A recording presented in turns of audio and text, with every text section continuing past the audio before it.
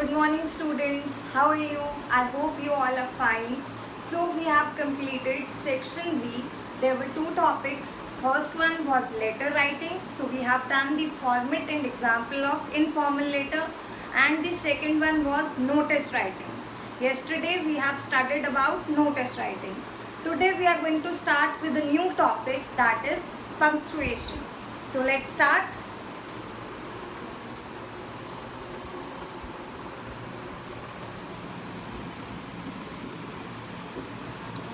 So here's a new topic, that is punctuation. Okay. So the first question is that what is punctuation? So punctuation marks are symbols that are used to indicate pauses in the sentence.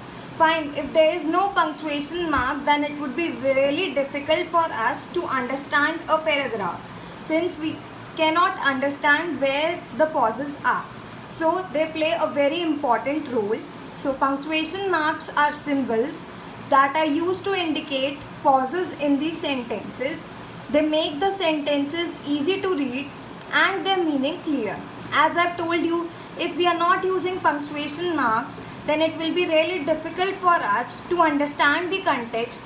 Therefore, punctuation marks are used to make it easy and to make the meaning more clear. So punctuation marks, they are symbols that are used to indicate pauses in the sentences. They make the sentences easy to read and they make their meaning more clear. Okay. Punctuation primarily helps to indicate the pauses and emphasize on certain ideas or thoughts that are discussed in the text. As I've told you that if there is a very long paragraph and proper punctuation marks are not used in that paragraph, then it would be really difficult for us to understand that what that paragraph is trying to tell us. So punctuation plays a very important role in order to make it clear to the reader. Fine. So punctuation marks are symbols that are used to indicate the pauses. They make the sentences easy to read and they make the meaning clear. Fine. They emphasize on certain ideas or thoughts that are discussed in the text. Now let us see what are the types of punctuation marks. So some commonly used punctuation marks are, first one is full stop and the symbol are given in the bracket, as you all know there is a dot there. Second is comma, third is semicolon, fourth is colon, fifth is apostrophe, next it is question mark, and after that inverted commas. There are several more type of punctuation marks available, but in your syllabus you are having only these following punctuation marks. Fine. So today we are going to study about the first two, that is full stop and comma. So let's start.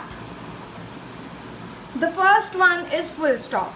As you all know, full stop, they are used at the end of the sentences, right? The full stop indicates the longest pause in a sentence. Whenever the sentence ends, we use full stop. Okay, there are two uses of full stop. The first one is at the end of assertive or imperative sentences. Since your sentence topic is not going to come in pre-midterm, so I'll give you just a brief about what are assertive or imperative sentences. Assertive sentences are simple facts, sentence that is giving a simple information, while imperative sentences, they are the sentences that gives command or order. In short, you can just understand like the sentences that are not having question, because question sentences, they end with a question mark. So except for those sentences, all the sentences ends with a full stop. Fine. So example is, Rome is the capital of Italy. Now it is a simple sentence and I have used full stop at the end. Fine. The next sentence is, the dog is brown. Again you can see it is a simple sentence. It is ending with a full stop. So it is clear that full stop, it indicates the longest pause in a sentence, and they are used at the end of the sentences. Except for question mark sentences, the sentences that are asking question, you have to end the sentence with a full stop.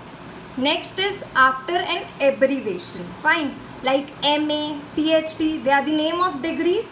So as you can see, I have used full stops in between, like M dot A dot, PH dot D dot. So full stop is used for abbreviation also. If there is a well recognized abbreviation like IAS, MLA, then you can or you cannot, it is up to your wish, you can use full stop, and it is not necessary, you cannot do it without a full stop also. Fine. So this was the first type, that is full stop. It is used at the end of the sentence. Fine. And it indicates the longest pause in a sentence.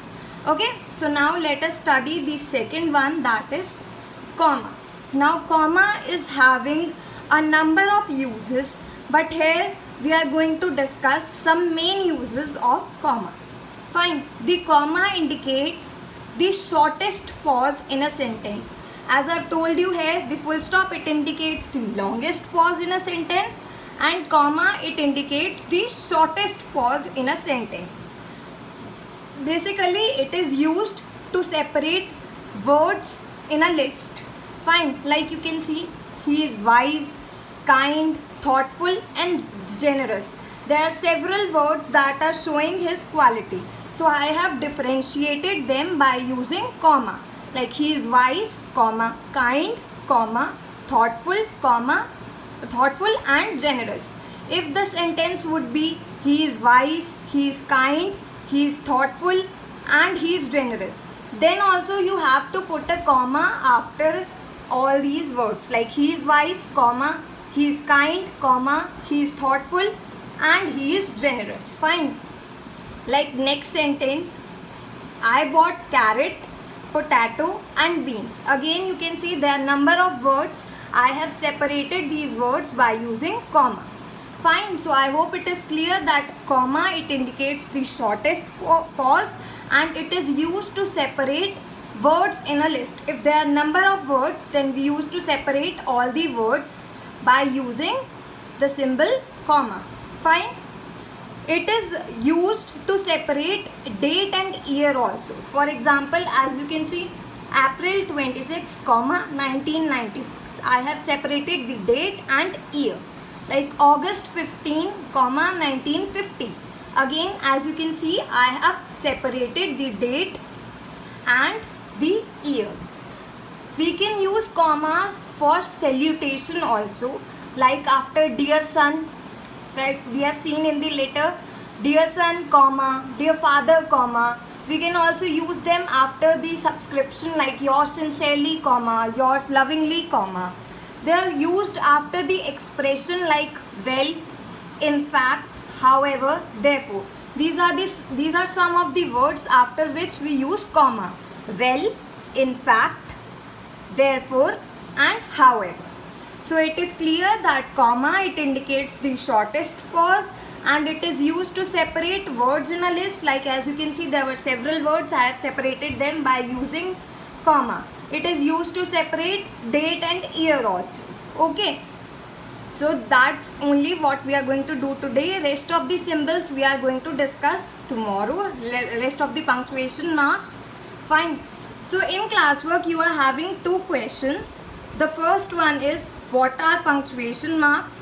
List some commonly used punctuation marks. I have already discussed with you in the previous slides. Like punctuation marks, they are the symbols that are used to indicate pauses in the sentence. They make the sentences easy to read and their meaning more clear. And some commonly used were full stop, comma, semicolon, colon, apostrophe, question mark and inverted comma. We have studied two. First one was full stop. It indicates the longest pause and it is used at the end of the sentence. It is used at the end of a sentence. Fine. Comma, it is used to separate words in a list and it is used to separate date and year also.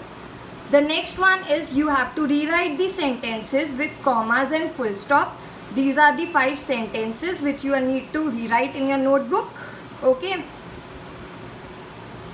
Thank you.